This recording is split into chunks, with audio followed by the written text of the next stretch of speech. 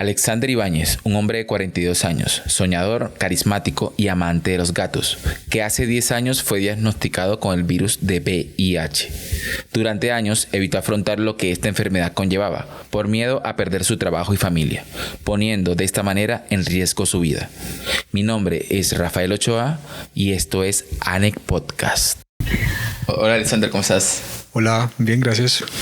Bien, qué placer tenerte por acá. Gracias. Que esté todo marchando bien. Vamos a conocer un poquito de ti, desde cómo empezando, cómo fue tu infancia. Híjole, remembranzas. Pues tengo algunos cortes de mi infancia súper interesantes, como que siempre hubo mucho juego, mucha libertad. Del colegio también como que hubo muchas etapas divertidas. Siempre me gustaba ser como muy social y juguetón en todo momento. Entonces creo que tengo buenas etapas en ese sentido, ¿no? En otro sentido pues hubo unas etapas un poco fuertes a nivel familiar. ¿Normales o...? Sí, pues de pronto muy atípicas porque usualmente vivimos como en arriendo siempre y eso como que incidió en que siempre estábamos en constante cambio de lugar de residencia. Okay. Y eso lo que hacía era como también cambiar de amistades, cambiar otra vez de ambiente, cambiar de muchas cosas. ¿Pero aquí mismo en Bogotá se movían? ¿O? Sí, siempre en Bogotá, nos movimos en Bogotá siempre. Entonces como que eso fue una parte que yo digo pues no fue tan chévere porque no se generaron como lazos de amistad de esa infancia. Claro. Pero pues bueno, se conoció mucha gente que también fue interesante. ¿Y tu familia? ¿Cuántos son en tu familia? En mi familia, yo hablo en pasado porque éramos, ya no somos tantos. Pues era mi mamá, pero mi mamá ya falleció hace, ya va para 3 años. Mi papá vivió con nosotros muy poco tiempo, en realidad. Creo que con mi mamá nunca hubo como una buena relación y entonces él siempre vivió separado de nosotros. Y la familia siempre fue mi mamá, mi hermana mayor y yo. Siempre fuimos los 3 hasta que llegó mi hermano menor. Ahí ya éramos 4. ¿Qué edad tenías cuando llegó tu hermano menor? Yo tenía 12 años. Uy, sí, era bastante mayor. Sí, pues hubo una diferencia interesante, entonces como que también ahí me enfrenté al reto de ser como papá, porque sí. Mi mamá trabajaba en las noches y entonces él se quedaba conmigo y pues yo era el que estaba a cargo del pañal, del tetero. Hice como esa labor de papá prematuro. O sea, siempre fueron los 4. Sí. Ok. Antes de que te diagnosticaran, ¿qué percepción tenías sobre esta enfermedad? Cero, totalmente cero. Creo que, bueno, en principio lo más fuerte a nivel familiar y a nivel personal y emocional pues fue aceptar pues mi situación y mi orientación sexual. Creo que sí. Eso fue como lo más fuerte porque mi mamá en algún tiempo de su vida fue un poco alcohólica, entonces como que la vida en la casa era un poco desordenada. Después de que llegó mi hermano, pues ella cambió como su modus operandi y se volvió cristiana. Entonces eso apaciguó muchas cosas en la casa y pues obviamente empezamos a adoptar un adoctrinamiento, por llamarlo de alguna forma. Y la iglesia y la homosexualidad pues son enemigos rotundos. Eso claro. Es como Dios y el diablo. Que creo que no debería ser así, porque es como pensar que por ser como eres no puedes ser creyente, no puedes pertenecer a alguien con tu fe. Sí, es muy contradictorio. Es como no, sí, yo creo, pero si eres así, no te has permitido acá. O sea, Dios no te quiere de esa manera. Dios no te quiere borracho, Dios no te quiere homosexual, Dios no te quiere lesbiana, Dios no te quiere transgénero, Dios no te odia por ser así. Es lo que le venden a uno en la iglesia, desafortunadamente. Y a consecuencia de eso, pues para mí empezó a generarse como una especie de repudio por las creencias y por la iglesia, hasta que no aguanté más y pues yo exploté y le conté a mi mamá y pues ¿Cómo lo eso tomó? mal, pésimo. Sí. Pésimo, pésimo. O sea, que por qué, que ella que había hecho mal en su vida. Si toda la culpa recae. Todos los látigos de este mundo y yo, pero pues, bueno, yo en ese momento no lo entendía porque realmente apenas tenía 17 años cuando tomé la decisión de hacerlo. Creo que a los 15 años ya entendí y ya acepté mi gusto y mi preferencia. Pero hasta los 17 fue que yo tomé la decisión de decir, sí, soy así y no voy a cambiar porque es lo que yo quiero para mi vida. Entonces como que me enfrenté a mi mamá, me enfrenté a la iglesia, me salí de la iglesia, yo ya estaba haciendo curso para ser pastor, de hecho. Fue muy curioso y teníais que novia, en fin. Mi mamá pues tomó una posición muy radical y me dijo que ella no me iba a aceptar así en la casa, que tomara decisiones. Entonces para mí eso fue como, listo, pues me voy.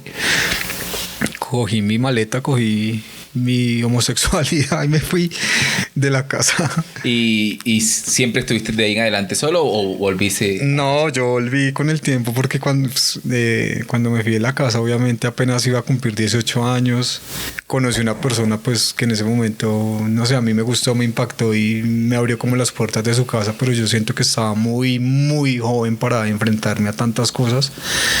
Pero lo hice más como por esa necesidad de irme y de defender como mi gusto y mi ideología. Con mi mierda, perdón que lo diga así. Pero puedes hablar la grosería que quieras, no hay problema. Mucha mierda. Cuando llegué a la casa yo ya estaba pesando 44 kilos porque aguanté mucha hambre. Durísimo. Obviamente es que el hotel mamá es el hotel mamá. Eso nada lo va a cambiar. Y enfrentarme pues como enfrentarme a ser yo responsable de mi alimentación, de mi ropa, de mis cosas, tener que empezar a buscar trabajo porque obviamente pues esta persona así muy lindo y muy todo lo que quieras, pero pues tampoco estaba en posición de mantenerme y no era el propósito tampoco. Entonces como que después de 2 años fue que yo tomé la decisión de volver a la casa, pero pues... ¿Cómo fue ese retorno? Y fue teso. ¿Cómo te comunicaste con tu mamá antes de...? No, pues en ese tiempo pues yo la visité como 2 veces y de hecho en una oportunidad yo fui con la pareja que tenía en ese momento. Porque pues yo dije, pues claro, es lo más sano, o sea, yo no puedo negar esto ni lo voy a negar y para mí es primordial que mi familia sepa quién soy yo, porque si la familia uno no lo acepta como es, pues creo que eso también desencadena psicológicamente muchos patrones terribles. Entonces para mí era importante y una vez lo llevé y preciso mi mamá estaba haciendo almuerzo y como que pues hizo caras, pero pues bueno, no pasó nada. Pues sí, siéntense. Y ya. Ella se fue para la cocina y preciso nos estábamos dando un beso y salió y nos vio dándonos un beso. No. Entonces como que yo sentí que me echó como ácido en la cara con la sola mirada. ¿Pero cómo reaccionó tras de eso? No, yo me fui para la cocina y yo, mami, lo siento. Me dicen, pero por favor, aquí en la casa no, ¿vale? Yo, bueno, está bien, ok. Nada, como que el silencio en el almuerzo así súper incómodo. Pero pues para mí como que fue interesante enfrentar eso. Ella me vio como así un poco acabado y me dijo que si estaba comiendo bien, que porque no volvía a la casa. Y yo le dije, no mami, pues si yo vuelvo, pues usted sabe que yo no voy a cambiar y yo a la iglesia no voy a volver porque no quiero que ellos empiecen con sus sermones, con sus señalamientos y sus cosas que a mí no me gustan. Entonces como que ahí quedó y después de 1 año adicional fue que volví a la casa. Este mundo de religión, ¿cómo lo ves? En mi entorno, desde mi punto de vista, siento que hay algo de hipocresía, ¿sí? Porque muchas veces desde ese mismo club de iglesias, desde el mismo entorno, se ven cosas peores, incluso entre ellos mismos, que cuando intentan como rechazar a personas, limitarlas, que uno tenga fe y que le cree, es como contradictorio. Tú decidiste no volver más a la iglesia. Sí. ¿Pero crees en Dios actualmente o...? Sí, creo en Dios. Sí. Pues no de esa misma manera en ese momento, porque pues lo que tú dices es cierto.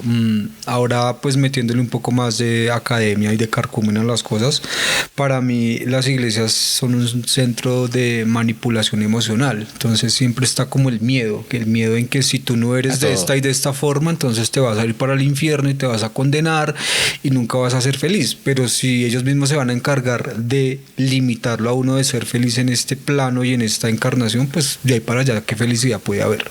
Finalmente nadie ha retornado del más allá. Entonces, sí, hasta el momento. Sí, y por otra parte, pues en efecto, en mi experiencia sí lo pude comprobar.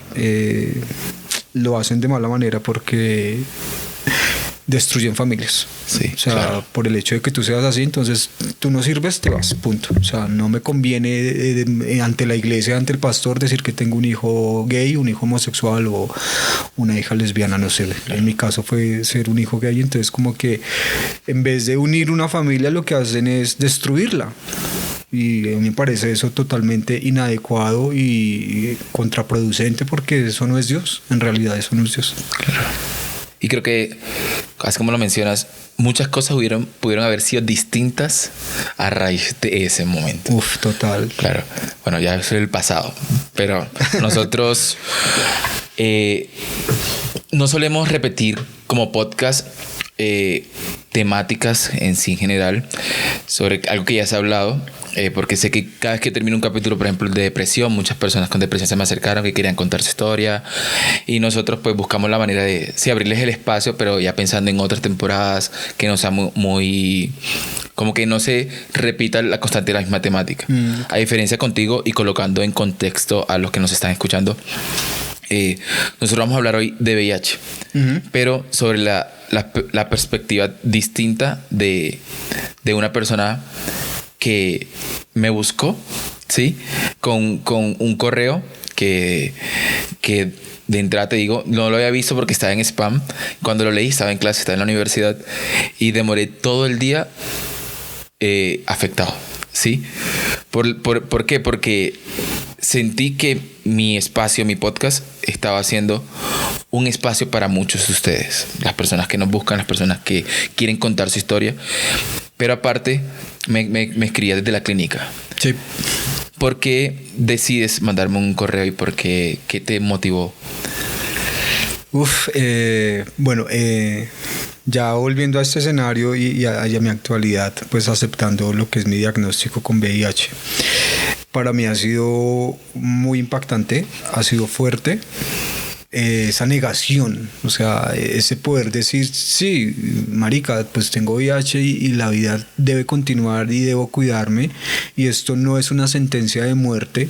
¿Ya hace cuántos años tienes VIH? Justo estaba recapitulando, creo que fue hace 10 años ya, cuando me dieron el diagnóstico. De hecho me acuerdo ese día porque pues obviamente eso me marcó y creo que eso nos marca pues a las personas que hemos recibido ese diagnóstico ese día, porque ese día es como que uno se muere y nace o se muere definitivamente, y creo que yo me morí a la aceptación. O sea, me acuerdo que salí de ese consultorio totalmente desorbitado, no sabía para dónde agarrar y sabía que tenía que ir a trabajar porque había pedido permiso para ir a que me leyeran esos exámenes. Y yo salí de allá y dije, puta, ¿qué hago? ¿Para dónde agarro? O sea, renuncio, ya la vida no tiene sentido, ¿qué hago? Y pues obviamente las responsabilidades de un adulto pequeño en ese momento, pues yo pues tomé las cosas común y corriente. ¿Qué tenías? Pues ni tan pequeño, ¿no? Porque tenía 33 años, la edad de Cristo, justamente. cosas de la vida. Bueno, entonces entré en abnegación. Yo dije, no, pues no pasa nada, toca seguir, porque qué más. Obviamente me mandaron pues una serie de citas con el psicólogo, con el nutricionista, con el infectólogo y con trabajo social, que es como el grupo de apoyo que siempre brindan. Dije, bueno, pues hay que hacerlo de todas formas, porque pues no me puedo quedar con esta hoja, tengo que mirar a ver qué va a pasar más allá de esto. Y obviamente asistí a mis citas, y lo más fuerte de todo eso ni siquiera fue como hablar con la gente, ni con los psicólogos, ni nada de eso. Lo más fuerte fue cuando me entregaron a mí esos tarros de pepas. Y yo dije, joder, puta, yo me tengo que tomar todo eso todos los días. Antes de llegar allá, respóndeme lo del correo. ¿Estabas en la clínica? ¿Por qué estabas? Bueno, yo estaba ahorita en la clínica. De hecho, salí el miércoles en la tarde de la clínica porque a consecuencia de un bajonazo de mis defensas del sistema inmune y de una carga de estrés un poco alta, se me disparó un herpes zóster facial. Entonces eso me hizo estar hospitalizado por casi una semana, más o menos. Y decides llegar a nosotros. Pues... porque mira que no es solo llegar a nosotros, sino es a todos, ¿sí? Y como tú me contabas en el correo, muy poca gente sabe, ¿sí? Entonces es también de aceptar que soy vulnerable con algo y decir, voy a hablarlo. Sí, a mí que me tocó verme así. O sea, verme a mí otra vez en la clínica, porque era ya la segunda vez. La primera vez que llegué a la clínica llegué con unos CD4. Los CD4 es la carga de... ¿cómo se llaman? De defensas que tiene el cuerpo. Y una persona que está bien, o sea, que no tiene ningún tipo de enfermedad, en promedio tiene 1500 a 1700 CD4. O sea, es una persona que está netamente bien. Una persona que tenga VIH, que esté en un tratamiento, que esté con una buena adherencia, pues puede tener 500, 600 CD4. O sea, está en una muy buena adherencia, está con su sistema bien. Yo llegué a la clínica, o sea, me estoy acá saltando un pedazo, pero hace parte de lo que quiero hilar con esto que les cuento. Cuando yo llegué la primera vez a la clínica, llegué con 38 CD4. ¿Hace cuánto fue? Eso fue hace 8 años. Entonces por eso hilo las cosas, porque esa abnegación me llevó justamente a ese primer episodio de enfrentarme a una clínica con 38 CD4 y la doctora me dijo, yo no entiendo usted cómo camina, yo no entiendo usted cómo puede estar de pie. Una persona en su estado ni siquiera se puede mover. ¿Cómo te sentías? Terrible, muerto, o sea, muerto, totalmente muerto. Hace poquito llegaste a la clínica por el herpes. Por el herpes zóster. Y en esa primera vez que fuiste, que te dijeron estás en 38, ¿qué? Eso, los síntomas empezaron fue con una gastroenteritis que uno llama. Entonces, una cosa imparable. Diarrea. Imparable, pero, o sea, yo parecía las cataratas del Niágara. Asqueroso. Pero... aún así, ni siquiera me preocupé en su momento de ir oportunamente al médico. Y eso sucedió a consecuencia de no estar tomándome mi tratamiento oportunamente. Fue más por eso. Y por esa negación de decir no. O sea, no, si no lo veo, no existe. Si no hablo de eso, no existe. Claro. Si no lo utilizo, entonces no existe. Y empecé a sabotearme, que creo que es una de las cosas más terribles que uno puede hacer en estos tratamientos, y es empezar a buscar medicinas alternativas que pueden llegar a funcionar emocionalmente, pero en tu aparato, en tus órganos, en tu sangre, eso no funciona. Para eso está la química, y esto es netamente químico, esto es biológico. O sea, esto no lo va a curar. Yo tomé yagé, hice ayahuasca, hice rapé, hice muchas técnicas que espiritualmente sí me hacían sentir en otro momento, en otro nivel, pero biológicamente yo sabía que eso no me iba a impactar en nada. Entonces esa abnegación me empezó a llevar, me empecé a desviar. O sea, yo me saboteé y me empecé a desviar por otros caminos, y por eso llegué a esa primera etapa de estar en la clínica en ese momento. Y ahorita en este segundo episodio, yo dije, no, esto ya no puede continuar así. O sea, no, yo qué estoy haciendo conmigo. ¿Por qué? Porque desafortunadamente duré como una semana que no estaba tomando el tratamiento, porque ese tratamiento que yo tomo a mí me genera unos efectos secundarios, y es que me pone a veces muy amarillo. Sí, claro, eso le pasa. Y me incomoda bastante que la gente empiece a preguntarme, ay, oye, ¿cómo estás amarillo? ¿Qué te pasa? ¿Qué tienes? ¿Anemia o...? Pues, yo por dentro, pues, ¿a ti qué te importa? Te estoy pidiendo que me ayudes con algo, no me hagas sentir incómodo. Y a mí me hace sentir súper incómodo, y eso de una, me chocó, y duré una semana sin tomarme el tratamiento.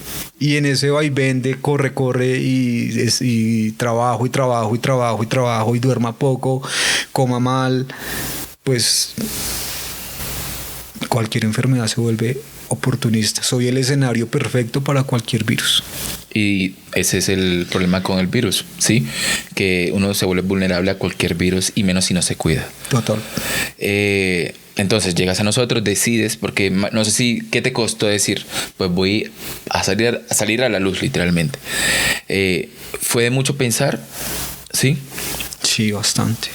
En mi caso. Uh-huh. En mi caso ha sido un proceso largo que yo mismo como que me quiero jugar al Cristo, como que me eché una cruz a cuestas y estoy caminando por una colina sin saber por qué, sabiendo que no hay necesidad de hacerlo. Entiendo que hay muchas personas que esto les cuesta, es más fácil, es más práctico. En este ciclo y en este medio uno se empieza a encontrar con gente que también tiene el diagnóstico por X o Y circunstancia, porque la vida se empieza a volver un espejo. Entonces todas las personas que llegan a tu vida son un espejo de algo. Y he encontrado muchas personas, ¿no? Pues no, yo también salí con VIH positivo. No, yo también soy VIH positivo. Yo, ok, o sea, ¿qué pasa? Todo el mundo se volvió VIH positivo en algún momento. Toda la gente que está llegando a mí es VIH positivo. Entonces, eso me ha ayudado también a interpretar cómo las otras personas lo han tomado. Y he hablado de esto, pero con esas personas muy cercanas. Claro. Y he encontrado también la misma historia, como que sí, a mí me duró un tiempo que yo no quise, no lo acepté, si no lo veo, no lo tengo, si no lo pienso, no existe. Y que lo lleva a uno a reaccionar, pues que uno cae en una enfermedad, que uno cae en un hospital, que uno cae en una clínica, y ya cuando uno está ya en esos momentos es cuando uno dice, ¿qué pasa? O sea, ¿qué tan difícil puede llegar a ser? Listo, me adhiero al tratamiento y me vuelvo responsable de mis actos, ¿cierto? También he encontrado por otro lado personas que me dicen, no, yo ese examen no me lo hago ni a palo, o sea, no me lo voy a hacer. Y yo digo, pues nada, yo no soy quien para cuestionarle la vida a nadie, muchísimo menos para decirle vaya, hágalo, camine, yo lo obligo, porque pues claro, desafortunadamente a uno este virus o lo lleva, punto. Yo no soy el que lleva el virus es el que lo lleva a uno, pero yo le puedo ayudar a que efectivamente vayamos los dos de la mano para el mismo lado, porque si no, pues... Hay una frase que leí hace un par de días, ya sabía que venías, que decía, tú no te vas a morir de VIH, pero sí te vas a morir con VIH, lo vas a tener toda la vida. En tu caso, ¿hubo algo de ignorarlo, creer que no va, si yo pienso que no pasa, realmente no tengo, pasar mucho tiempo cuando empezaste a consumir los medicamentos, o fue cuando te dieron los medicamentos que dices, no, esto es demasiado para mí? ¿Cómo fue? Al principio, en lo que les contaba, como cuando me dieron el diagnóstico, hice como todo el protocolo y la visita con los médicos y me entregan los tarros de pepas, yo dije, pues bueno, no puede ser tan malo. Dios mío, solamente aguanté un mes. Una cosa, los síntomas para mí fueron desagradables: sudoración excesiva, pesadillas, no dormía, vivía de mal humor, o sea, todo en mí empezó a alterarse y era una consecuencia de efectivamente empezar a recibir ese tratamiento dentro de mi cuerpo. Pero pues yo no lo acepté, no lo recibí, y entonces lo que hice fue abandonarlo. Después del primer mes. Sí. ¿Y cuánto tiempo? Y lo abandoné por 2 años. Es que fue demasiado. Y obviamente fueron 2 años en donde pues a mí lo máximo que me daba era una gripa, no me daba más, y pues para eso está Noxpirin y demás remedios, y ya con eso como que esos placebos ya yo decía listo. Pero entonces ahí es donde yo, por eso sacaba esa frase, o sea, si yo no pienso en eso, no existe. Si yo no veo los frascos de las pepas, no lo tengo. Y fue algo tan estúpido, de verdad, como tan tonto, porque esa decisión inadecuada hizo que mi sistema inmune se dañara. Llegaste a un punto de tener un CD4 de 38. O sea, una carga de defensas de 38, muy baja. Cuando estuve leyendo, y tú me comentaste también, por debajo de 200 se considera que ya es SIDA. Sí, total. ¿Sí? Ajá. Tenemos conocimiento del VIH que tiene cura, tratamiento, pero el SIDA no. Entonces, ¿cómo fue pasar de estar en estado de SIDA a volver a recuperarte sin secuelas? Los doctores que te han dicho, ¿tú cómo lo has tomado? ¿Como otra oportunidad? ¿Cómo lo has visto? Pues desde que yo me vi en ese momento y sentí que definitivamente como que yo mismo me estaba botando al abismo, o sea, yo mismo me estaba llevando solo porque nadie me estaba acompañando. Yo le estaba abriendo las patas y los brazos al virus. Yo dije, no, stop, no voy a jugar más este juego tan tonto porque yo soy el que me estoy haciendo daño y yo sí quiero seguir viviendo. O sea, fuera que yo dijera, no, es que yo me quiero morir, o sea, ya no quiero la vida, ya mejor dicho, pues uno se mata de otra manera, ¿no? Y no así paulatinamente, que es más degradante. Pero en ese momento dije, no, yo quiero vivir, tengo ganas de seguir viviendo, tengo muchos proyectos en mi vida, quiero de alguna u otra forma en algún momento ojalá volverme de pronto un referente para otras personas que en su silencio también viven este tipo de circunstancias y no han sabido cómo manifestarlas. De pronto yo pueda servir de trampolín para algo y la mejor opción es salir a sacarme de esto, sacarme de este hueco en el que me metí. Entonces el amor propio definitivamente. Acabo de abrir unas comillas, en alguna oportunidad conocí a una persona tan maravillosa y pues quería como conformarse algo ahí y lo primero que hizo la persona fue como invitarme a cenar, bla, bla, bla, bla, y me comentó, me dijo, Alex, lo que pasa es que a mí me gustaría tener algo contigo, pero yo soy VIH positivo, ¿hay algún problema con eso? Y yo como que sentí que me han echado un baldado de agua. Tú en ese momento para no despertar. eras... No, yo ya estaba diagnosticado, entonces yo dije, o sea, qué capacidad que tiene esta persona de enfrentarlo, de decirlo, de manifestarlo, y yo no tengo ni siquiera esa capacidad y me siento tan estúpido, y lo que hice fue alejarme. Entonces como que yo me alejé de esa persona, porque obviamente esa persona se volvió un espejo mío y yo no quería ver ese espejo. Claro, entiendo. ¿Ves? Entonces como que después de que yo me encontré ya con ese diagnóstico, esa persona llegó a mí porque en su momento me había dicho, para mí este ha sido mi gran maestro, porque este maestro me ha enseñado a mí a valorar lo que es mi vida y mi proyecto de vida. Y yo en su momento no lo entendí muy bien o no lo percibí de esa forma en que debería haberla percibido, pero ya cuando me encontré en este diagnóstico, ahí fue cuando lo entendí. Yo, esto es un maestro porque o tú lo tomas de la mano y lo abrazas y lo vuelves tu cómplice en tu realización de vida, o definitivamente se vuelve tu antagonista, y eso sí puede ser totalmente perjudicial y mortal. Entonces ahí empezó como mi momento de decir, bueno, pues yo quiero salir de esto. Cuídese bien, aliméntese bien, descanse bien. Llévese a sus momentos bonitos, pero nunca se olvide de tener sus pepitas al lado suyo, porque se van a volver constantes. Entonces yo empecé con mi tratamiento y ahí empezó todo a cambiar, empezó a evolucionar mi sistema inmune, se subieron los CD4, ya empecé yo a tener otra contextura. Yo dije, bueno, oiga, así funciona. Pero pues no le contaba a nadie, o sea, eso fue un proceso que yo empecé a hacer también solo.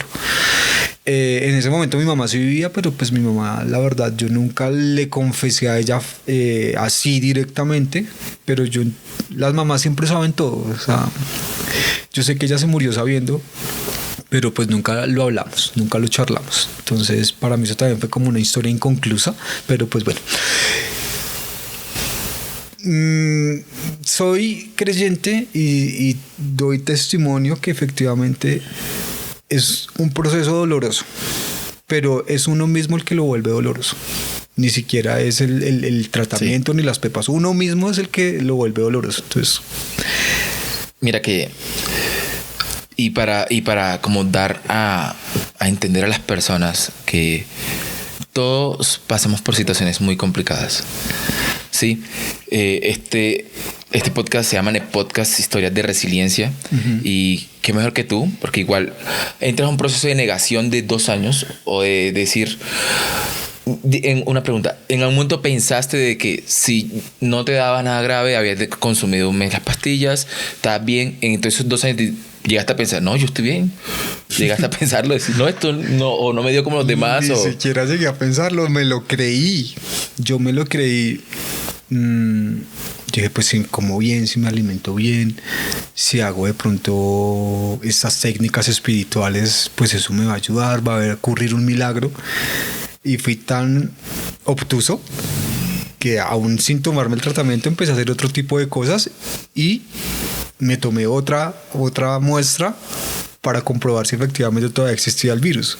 O sea, hasta ese nivel llegó como mi abnegación interna. Uf. ¿Y cuando recibiste los resultados? No, pues obviamente el man estaba ahí todavía. O sea, ¿Cómo lo tomaste? Una cachetada. Sí, una cachetada propia. ¿Cuánto había pasado cuando volviste a hacer los exámenes? ¿2 años o fue antes? Antes de 2 años, creo que ha sido como 1 año y medio más o menos. Una cachetada y una cachetada tonta. O sea, yo como que me sentí como un payaso enfrente mío y yo mismo burlándome de mí mismo. Colocando prueba la vida. Sí, o sea, como retándome a mí mismo y retando la vida y retando la muerte más que todo. Sí. Como que, ay, yo soy Highlander, no voy a morir. Fue muy tonto, o sea, esos momentos de verdad que fueron como muy tontos, pero también siento de alguna forma que fue esa necesidad de expresarlo con alguien con quien yo sentía confianza o yo sintiera confianza, y en ese momento la familia sí ausente total. Y eso creo que no lo estoy responsabilizando, pero tiene una correspondencia, ¿no? Es muy diferente cuando tú tienes con quien hablar muy libremente. Ejemplo, tengo cáncer. Es diferente. Entonces como que uno dice, tienes cáncer, hay que cuidarte, hay que estar en esto, hay que estar en lo otro, y el tratamiento y todo esto. Mi hermana se murió de cáncer, mi mejor amigo, el parcero de mi vida, también se murió de cáncer. Entonces como que el cáncer es más gonorrea, pero es más aceptable. En cambio, como que tú dices, tienes VIH. Uy. Sí. Uy, o sea, las personas con cáncer se miran con lástima en algún punto. Sí. Y ahí vamos a ayudarlo porque tienes cáncer, usted no tiene culpa de eso. Ajá. Tienes VIH, usted se lo ganó y te rechazan. Nosotros aquí vamos con el punto de vista de cualquier enfermedad, no solo porque también con cáncer habrá gente que diga no tengo cáncer, pues no quiero hacer tratamiento. Yo soy sinceramente lo que piensa, si me llega a dar cáncer, yo no quiero hacerme tratamiento, yo quiero irme a vivir, y si me va a agarrar en Egipto la muerte, que me agarre, pero vivir. ¿Sí? De pronto ahora estoy escuchándote, digo, no te puedo ser tan idiota tampoco, ¿no? Porque puedo estar quitándome más tiempo de vida, o de pronto una cura, o sí, o alargar mi vida, y negarme a entrar en negación, y termino muriendo más corto tiempo, de pronto más doloroso, más sufrido. El VIH en ti, ¿cómo cambió tu perspectiva de la vida al momento de recibir diagnóstico y de haber parado 2 años y volver a retomar? ¿Cómo estaba tu vida en ese momento? ¿Cómo la veías? Ay, Dios.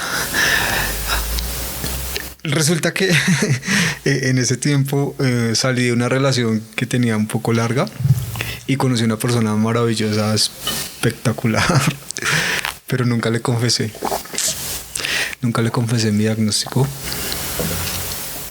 Hoy lo lamento mucho porque posiblemente lo puse en riesgo, y eso sí me duele bastante, porque esas abnegaciones y ese no aceptarlo en mí, no solamente me estoy haciendo daño yo, le estoy haciendo daño a las personas con las que yo me relacione. Y eso es más importante todavía, porque si yo no pienso en mí, pues bueno, hermano, pues entonces muérase. Pero pues por lo menos piensa en los demás. Y eso que yo le puedo decir a una persona, no es que yo te amo y te quiero, pero seguro, o sea, ni siquiera eres capaz de decir tu estado de salud y le estás haciendo daño a una persona. Resulta que con esta persona duramos pues como 1 año, y yo en ese año también estuve como abnegado, y pues como que me trataba de tomar mis pepitas a escondidas, y habían días que no lo lograba porque obviamente no le había dicho nada. Se acabó la relación con esta persona por otras circunstancias totalmente ajenas a mi diagnóstico, y entré en una depresión terrible, porque esa ruptura a mí emocionalmente sí me generó muchas coyunturas en todos los sentidos. Y ahí fue como cuando yo dije, pues yo con este diagnóstico ya como que me quedaré solo, porque va a ser muy difícil relacionarme con alguien. Y hasta ese punto yo todavía lo pienso de esa forma. No tanto, pero yo siento que de alguna forma genera un poco de traba. Entonces esa perspectiva de vida sí me cambió con ese diagnóstico, en el sentido de relacionarme con las personas. ¿Tú al momento de conocer a alguien mencionabas? O sea, ¿tengo VIH? ¿O No, no. Y cuando llega al punto de las relaciones sexuales, ¿qué hacías? Pues lo mejor es cuidarse, ¿no? Sí, claro.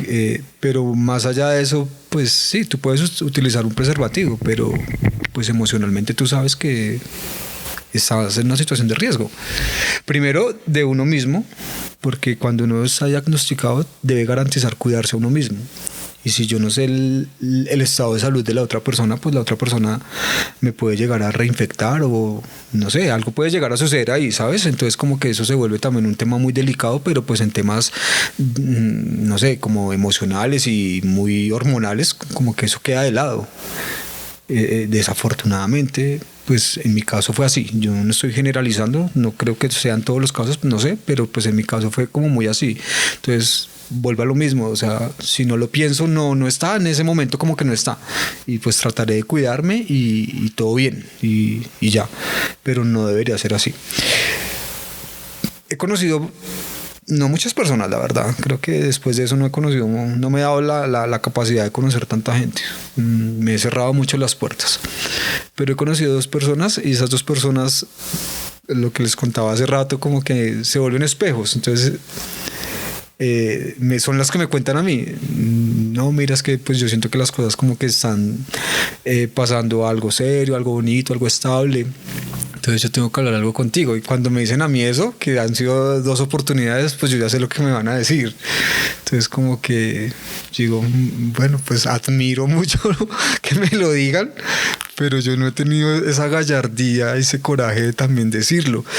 Por eso para mí hacer este podcast se vuelve como ese aliento de decir me estoy desahogando, tal vez con mucha gente que no conozco, o tal vez de pronto habrá gente que, ay, yo ese man como que lo he visto, o yo estuve con ese man, no sé.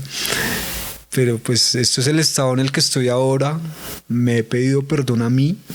He pasado por una transición muy perra. Me he llevado momentos fuertes.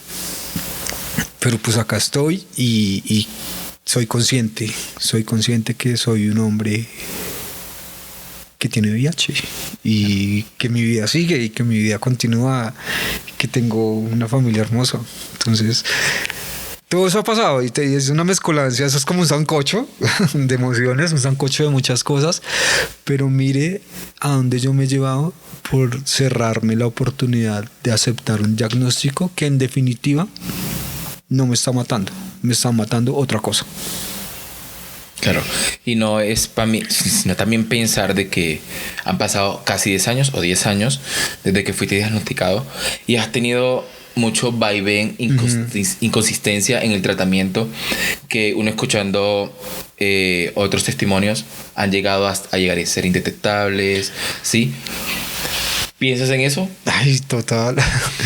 De hecho, el año pasado, después de en la pandemia, a mí me dio COVID y yo estaba súper asustadísimo, súper claro. Asustado, estaba en un estado de alerta muy grande porque yo dije, miércoles, yo vengo pues como con unas circunstancias médicas un poco delicadas, complejas, y me da COVID. Yo, fue madre. Bueno, pues nada, toca cuidarse porque qué más. Yo con mi tratamiento firme en todo momento, salí del COVID, seguí trabajando. En ese momento estaba trabajando en una muy buena empresa, muy buen cargo. Yo, bueno, pues la vida debe continuar, ¿no? Pero pues siempre ha estado como internamente el estar ahí como casi al borde del abismo. Y yo dije, no, yo sé que puedo, Entonces empecé a hacer como suplementos de alimentación para tratar de salir como de esos bajonazos y llegar a ser indetectable. Y pues casi lo logro, pero desafortunadamente no lo logré porque en una relación de riesgo me prendieron sífilis. Entonces eso hace que el sistema inmune baje nuevamente las defensas. Entonces no lo logré en ese tiempo, que eso fue en el 2021. Estuve así como en la cúspide y el doctor y la doctora que me acompañaban en ese momento me decían: "Uy, que te felicito, vas muy bien, si sigues así ya vas a llegar a ser indetectable". Y yo pues súper emocionado, pero pues caí como en esta relación de riesgo y eso me retrocedió un poco el proceso. Pero pues es mi meta poder hacerlo, poderlo llegar, porque no es difícil. Es constancia. Es ser constante y ser muy disciplinado. ¿Con qué? Pues con tu alimentación, con tus cuidados, con tus relaciones. Tienes que saber con quién te relacionas. Es así de sencillo. Estoy trabajando en eso, ¿no? Pero pues ahí voy. Sé que no es difícil, pero estoy trabajando en eso. Y sé que cuando vamos a hablar tendremos mejores noticias, o tu carga de defensa va a estar más alta, pero vas bien, o sea, es de ser constante. Hablas de un punto muy desde el punto de todo el peso te lo colocaste encima, ¿sí? Y en tu mente ¿pensabas que te rechazarían? Sí. ¿Sí? Sí. ¿Aún piensas? Sí, aún lo pienso. Eso te impide ser más abierto con lo que tú eres y, como tú me dijiste en el correo, aceptar quién eres, yo soy. Aceptar el yo soy. Yo soy un hombre con VIH. Entonces yo digo, pues a mí me llegan a decir, ven, es que estás amarillo. Sí, es que yo soy un hombre con VIH. Y eso no me tiene por qué costar. Y el que se quiera alejar, pues que se aleje. Y el que se quiera espantar, que se espante. Yo lo mencioné en la llamada que hicimos. Sí. Que te lo dije. Los que no son para estar en tu camino se alejarán cuando les digas. Y puntos. Pero exacto, eso no tiene por qué generarme a mí más afectaciones, porque pues ya yo soy así. Y así me voy a quedar, y con esto voy a morir. Pero de esto no me voy a dejar morir. Exactamente. ¿Crees que... No hablemos de pasado. Vamos a ver, ahora en el presente. ¿Cómo ha sido el momento de salir de la clínica, decir, voy a tomar el valor de contarlo abiertamente? ¿Tienes un miedo después que esto salga? ¿Sí? ¿Qué es lo que más temes? Porque en mi punto de vista, y ahorita lo hablaba con Nata, la psicóloga del podcast, que hay mucho miedo, pero es porque piensas que algo puede pasar, ¿sí? Creo que te afecta más el callarlo y el resguardarlo. Todo carga encima, es muy difícil en cualquier problema, en cualquier ámbito, cargar con todo. O sea, cargar con una separación y no contarla, cargar con la muerte de un familiar y no contarle, sino... Esto te puede hacer muy bien, sí, desde el punto de vista como tú lo tomes, porque nosotros, viéndolo desde un punto de vista muy distinto al tuyo, y con todo respeto lo decimos, como que no estamos en una situación como tampoco para opinar, pero sí estamos en la posición de verte con los ojos de alguien sano y no verte como un peligro o pensar en darte rechazo en ningún momento, ¿sí? Porque llegas a pensar que va a ser, no sé, como que todo el mundo te va a cerrar las puertas, porque hay una cosa que yo he venido como evaluando en mi comportamiento, porque es que esto ya es un comportamiento, ¿sabes? Claro. Y es efectivamente encontrar ese sentido de aceptación.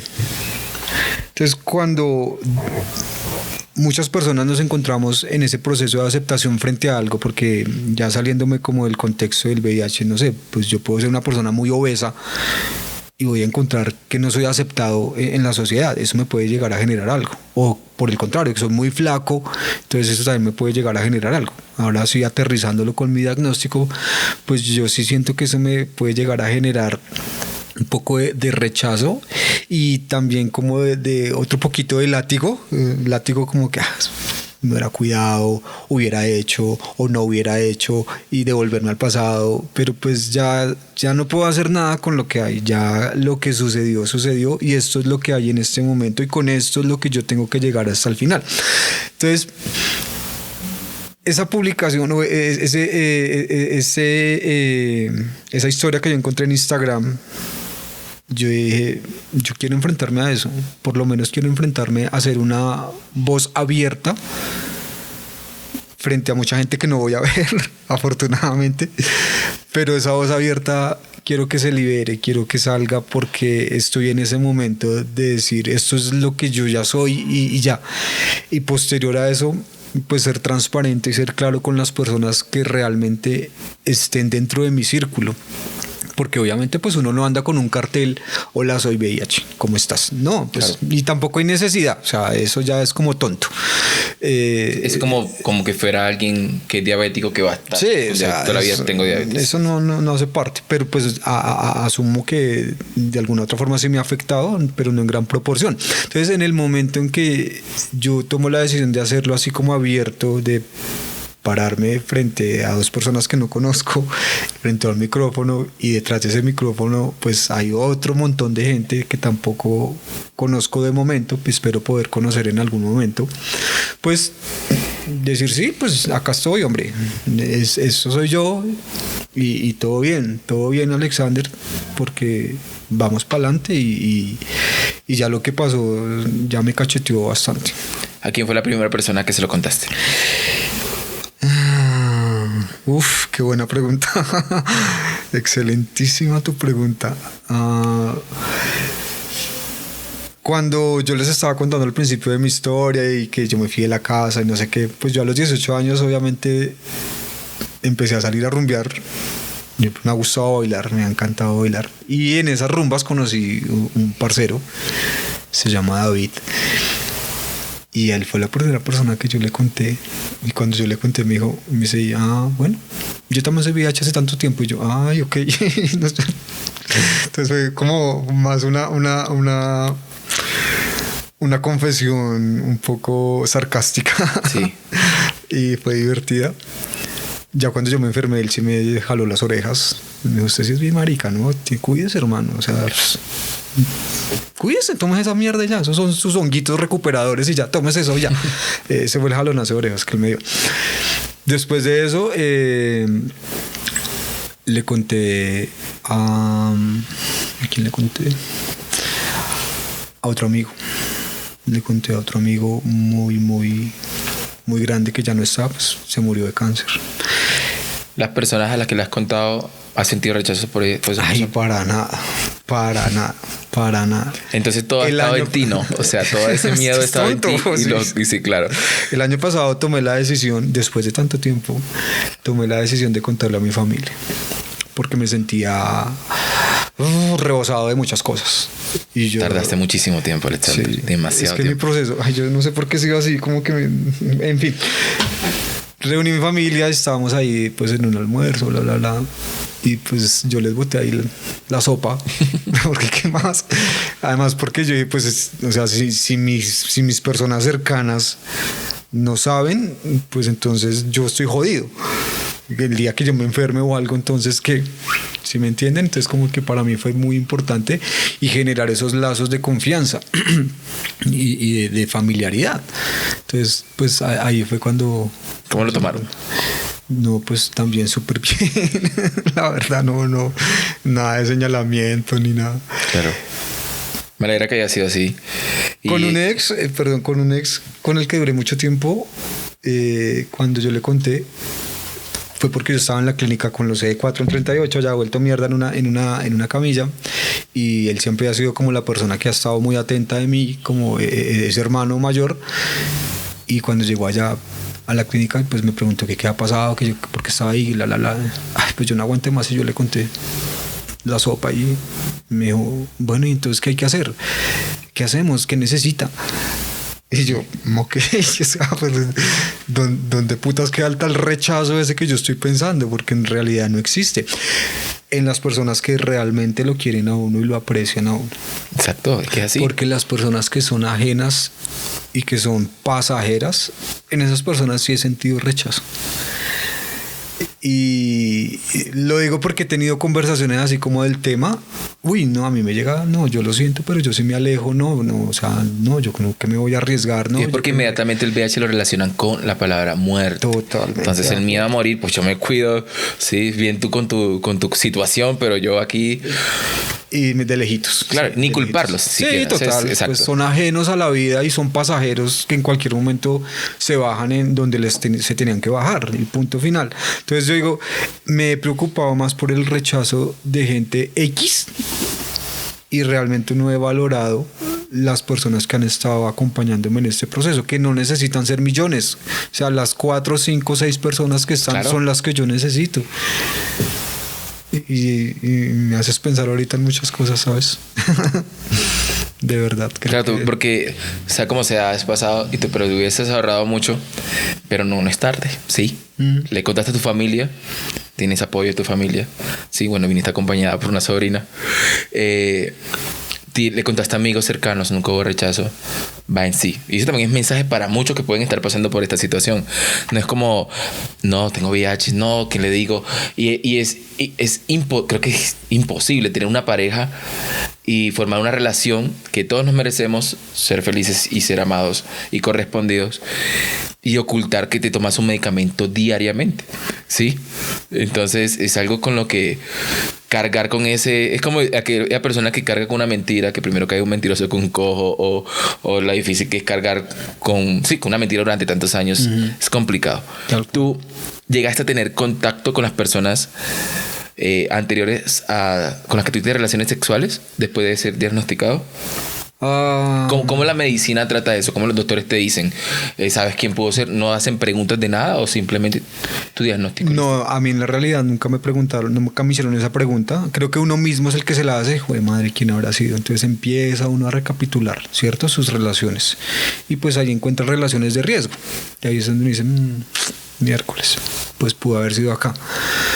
Pero en el acompañamiento que tuve más como de amigos en ese momento, de mis 2 amigos, como que, dale, si tú, ¿a ti de qué te va a servir ir a hacerle reclamo a la persona? ¿O a ti de qué te va a servir enfrentarte con esa persona si estás garantizando que esa persona fue la que de pronto te hizo la transmisión de VIH? O sea, ¿de qué va a servir eso? De que te cargues de resentimientos, de odios, de rencores, de cosas inadecuadas, o que la persona definitivamente te lo niegue, o que la persona esté bien y seas tú el que hayas tenido el virus a causa de otra persona. O sea, son cosas que no es necesario, no hacen parte. Entonces, como que nunca lo hice desde ese punto de vista, pero sí siento responsabilidad con las personas con las que estuve posterior al diagnóstico. Con esas personas yo sí siento una culpa, un peso de conciencia, porque yo digo, es que no debe suceder así, no debe pasar así, porque a consecuencia de callarse eso, pues yo soy VIH positivo. Esa persona tuvo que haberme dicho en su momento, oye, mira, yo estoy en este estado de salud, mi diagnóstico es positivo, entonces tengamos un poco más de precaución si vamos a tener algún tipo de relación sexual. Pero no sucedió así, entonces pues yo fui víctima de eso. Y, oh por Dios, pues uno se vuelve ahora un victimario, o se vuelve también causante de eso, porque al callarlo, pues estoy haciendo o replicando la misma acción que hizo esa persona en su momento conmigo. Y no lo hice ni lo hago con sed de venganza ni nada de eso. Se vuelve un círculo. Entiendo que puede llegar a suceder eso, como que si yo estoy mal, entonces quiero que todo el mundo esté mal. No es mi caso, pero entre más rápido se acepte todo este proceso, entre más rápido se tome esto con conciencia, creo que más se pueden empezar a cerrar esas brechas de replicar y replicar y replicar este virus, porque creo que también hace parte de eso. Me hablas mucho de que te has encontrado con personas, muchas personas con VIH en tu vida, y que tú le dices es como un reflejo tuyo, pero la forma en que tú pensabas que todas las personas que les contases te pudiesen rechazar, ¿no es también como una manera de cómo crees que tú hubieses reaccionado frente a una situación si tú fueses el sano, y de pronto por eso pensabas que los otros te iban a rechazar? Lo hice. Sí, lo hice. Lo hice cuando estuve en mi proceso de abnegación. Entonces, en algunas oportunidades, obviamente no fueron muchas, en algunas 2 oportunidades, en donde pues conocer personas que me manifestaron su diagnóstico a mí me generó repudio. Y yo con esa persona no quiero ni un beso, nada, o sea, cero. Entonces bloqueados de WhatsApp, bloqueados de todo lado y no existe.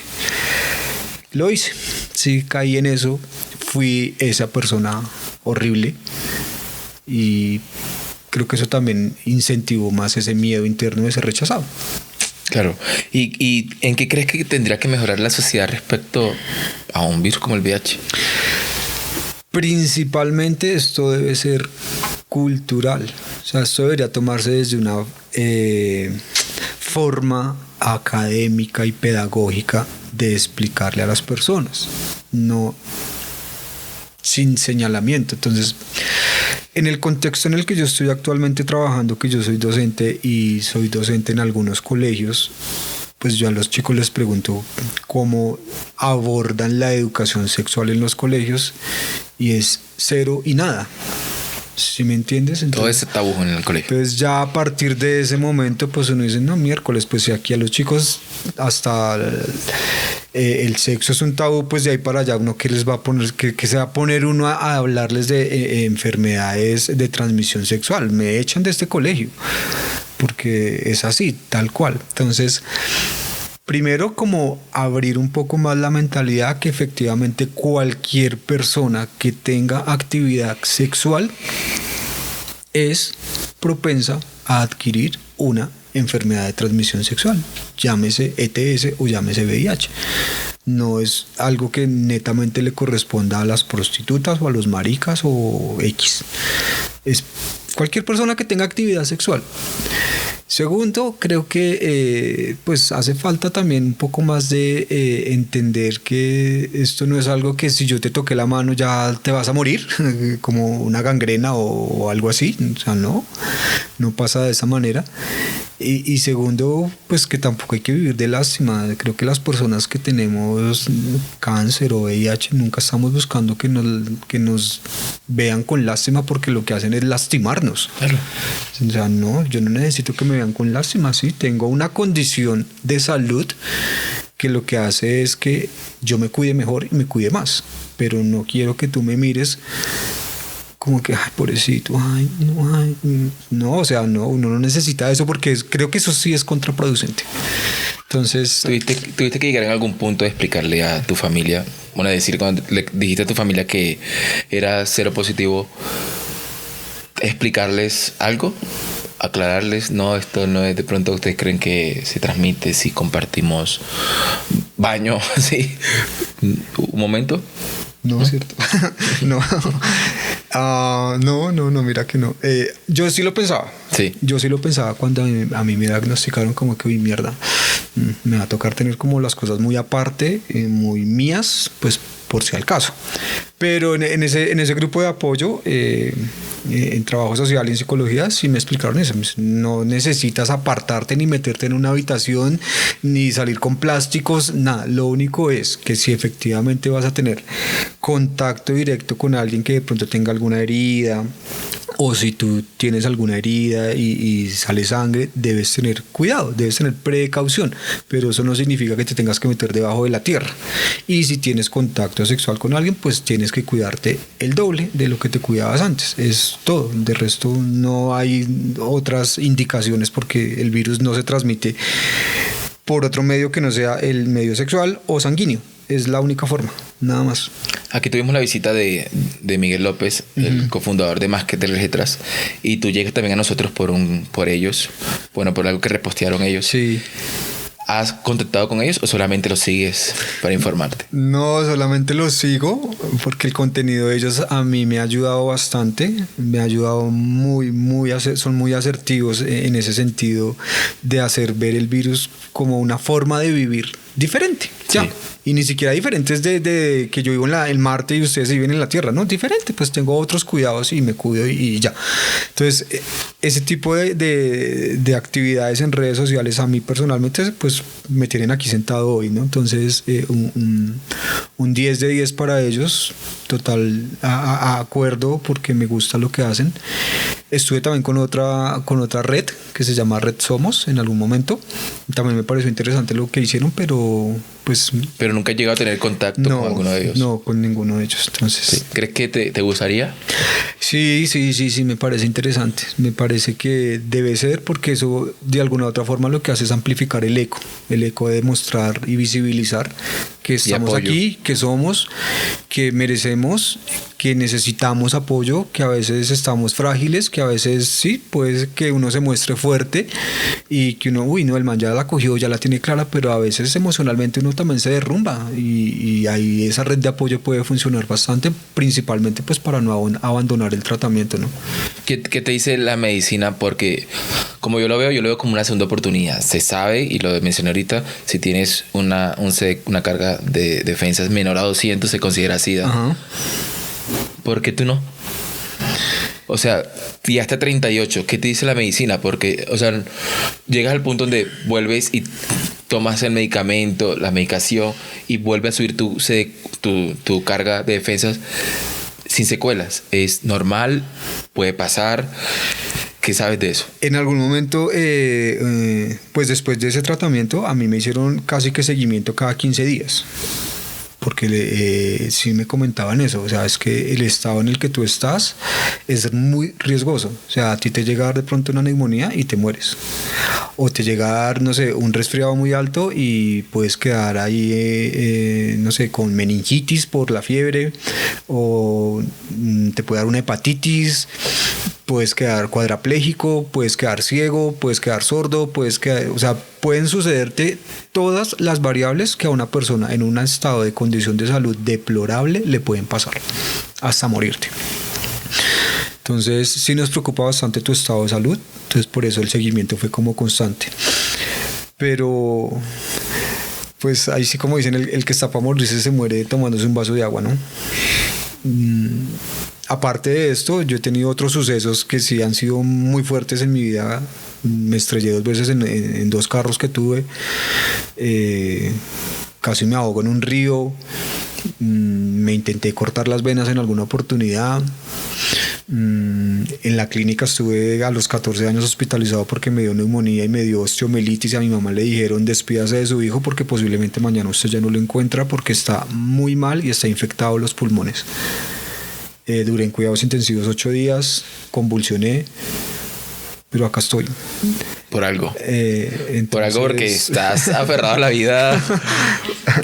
Entonces, lo que tú decías hace rato, o sea, uno se muere con el virus, pero es decisión de cada quien dejarse morir del virus. O sea, claro, tú le abres la puerta, punto. El man ya está ahí y se va a volver tu mejor amigo o tu peor enemigo, tú decides. ¿Cómo quieres verte en unos años? Antes que me respondas, Alexander en el correo me dijo una frase que me la repito constantemente, si es: yo me merezco sano, yo me merezco feliz. ¿Sí?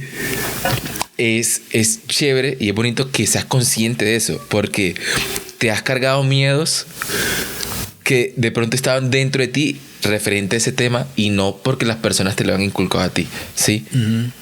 Ahora que te mereces sano y te mereces feliz, ¿cómo te quieres ver en unos años? Más sano, más feliz. En realidad, y sin necesidad de ser como aquí de lambetazo, pero si pudiese ayudar a personas que también se encuentren en estos estados, qué maravilla poder hacerlo. Qué maravilla, porque a veces no es fácil. Nunca va a ser fácil. No es fácil hablar con alguien. Claro. No es fácil encontrar esa persona que realmente te brinde la confianza y que tú digas: no te conozco, pero te voy a contar toda mi vida. Vale verga.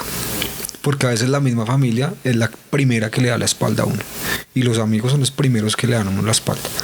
No fue mi caso, afortunadamente, pero sé que en muchos casos sí pasa eso. Entonces, en el silencio de tus habitaciones es donde tú sabes realmente quién eres. Y a veces en esos silencios una voz de aliento funciona bastante y puede salvar vidas.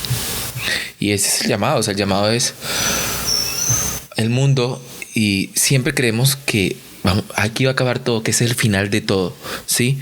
Pero hay que aprender, muchachos, a confiar en que no siempre te darán la espalda. Hay que aprender a entender que no podemos con todos solos, aunque creamos que podamos con todos solos. ¿Cómo te defines, Alexander? Después de 10 años de haber sido diagnosticado y ahora en este punto donde yo te noto y te veo como alguien que quiere salir adelante y que quiere sí que se merezca esa felicidad y esa sanidad en sí. ¿Cómo te defines? Como un loco. Loco. Sí, estoy loco por la vida. Realmente. Es mi definición. Yo tenía una frase que escribí en todos los pupitres donde me sentaba: los locos abren caminos que los sabios recorren. Entonces, bueno. Los locos estamos para que nos critiquen por ser locos, pero luego esos son ejemplos a seguir. ¿Qué consejos darías a personas que pueden estar pasando por tu situación? Primero, siéntese, respire, tómese un vaso de agua, párese frente a su espejo y dígase todo lo que tenga que decirse. No callarse. Ábrase de usted. Claro. Porque a veces usted mismo es su peor enemigo. Pero todo bien, no pasa nada. Ábrase a ser usted, frente a usted, sin necesidad de pensar en los demás que piensan, que digan, que sientan. Vale un pito eso. Lo que usted sienta, lo que usted piense, lo que usted crea de usted, eso es lo que le va a ayudar. Eso es lo que le va a dar esa fuerza y ese polo a tierra. Entonces, el primer ejercicio es ese. Segundo, buscar ayuda. Definitivamente uno no puede solo. Jamás en la vida uno no puede solo. Por eso los seres humanos somos humanos, porque siempre vamos a necesitar estar con otros humanos. Entonces hay que buscar apoyo, hay que buscar una red de apoyo, hay que buscar eso en donde desahogarse, eso en donde sentirse comprendido, sentirse escuchado, sentirse no señalado. Hay que buscarlo. Y tercero, no pierda la fe, que la vida es muy bacana. La vida es una cosita de nada que le dan a uno para que haga una experiencia. Y qué feo hacer una experiencia horrible. No hay que hacer experiencias bonitas, hay que hacer experiencias chéveres. Entonces, ese poquito de vida que nos dieron, pues llevémosla con calma y todo bien, que todos salimos de esto. Y tú lo dijiste, el que se va a morir sea tomando un vaso de agua. Y en tu caso, o sea, intentaste cortarte las venas, ¿sí? Rechazaste un diagnóstico como si fuera de manera irresponsable realmente, pero aún así se te dio, has estado hospitalizado, accidentado. Parce, usted para morir no está. Usted está para vivir y seguro tu vida tiene un significado muy grande. Entonces, acéptalo y vete, así como ahora yo te veo, seguro te ve Nata, seguro te ve sobrina, por lo que estás aquí. Seguro estás para cosas grandes y miedo a no vivir, más bien. No miedo a no vivir. Sí, total. Qué placer tenerte acá, de verdad. Espero seguir sabiendo de ti. Espero que llegue a ti gente que te pueda brindar ayuda y que tú le puedas brindar ayuda, porque lo que estás haciendo y el valor que tienes para hacer lo que estás haciendo es lo que nos falta muchas veces a nosotros. Y muchas gracias por haberte comunicado con nosotros. Qué placer haber sido parte de un pedacito de tu vida. Gracias, yo encantado y llegué aquí con una misión, y la misión era abrirme y sacarme como esa crucecita un poco, como que respiro y me siento tranquilo, me siento bien. Gracias por el espacio, de verdad, lo necesitaba bastante. Me alegro y como les digo a todos, siempre escrito, hoy se los digo en cámara. Este es un espacio para ustedes, y si de pronto no tenemos la capacidad de ayudarlos, sí encontraremos a alguien que pueda ayudarlos de alguna manera. Esto es un capítulo más de ANEP Podcast. Mi nombre es Rafael Ochoa y muchas gracias.